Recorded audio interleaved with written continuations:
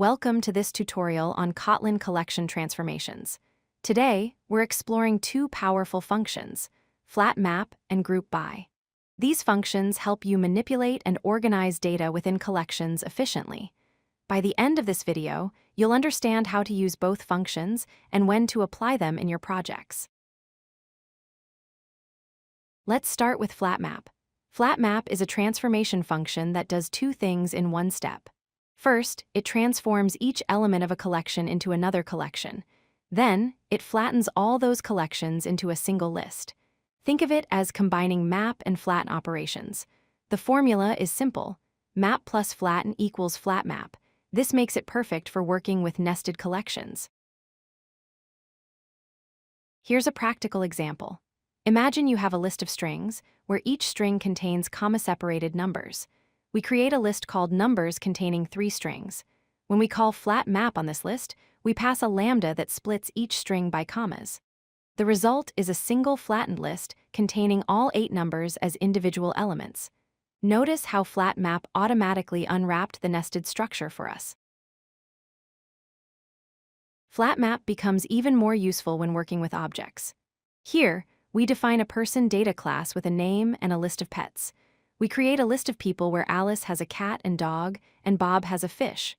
When we call flatMap on the people list and access the pet's property, it extracts all pets from all people and combines them into a single list. The result is a flat list containing cat, dog, and fish. Now let's move to groupBy. GroupBy is an organizing function that groups elements of a collection based on a key.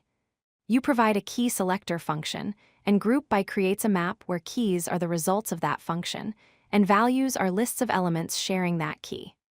The return type is always a map with the key type and a list of elements as the value type. Let's see groupBy in action. Suppose you have a list of fruit names: apple, banana, avocado, and berry. When we call groupBy and use the first character as the key, it organizes the fruits by their starting letter. The result is a map where the key, A, maps to a list containing apple and avocado, and the key, B, maps to a list containing banana and berry. Each group contains all items sharing the same first letter. GroupBy is particularly powerful with objects. Here, we have a student data class with name and grade properties. Our list contains 3 students, Alice with grade A, Bob with grade B, and Charlie with grade A. When we call groupBy using the grade property as the key, it creates a map organized by grades. Grade A contains both Alice and Charlie, while grade B contains only Bob. This makes it easy to categorize and analyze group data. Let's recap what we've learned. FlatMap transforms each element into a collection and flattens everything into one list in a single operation. groupBy organizes elements into a map based on a key selector function.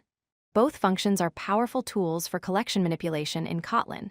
Use flatMap when you need to transform and flatten nested structures, and use groupBy when you need to categorize elements. Practice these functions to master collection transformations. If you like this video, hit that like button and don't forget to subscribe. Visit codelucky.com for more such useful content.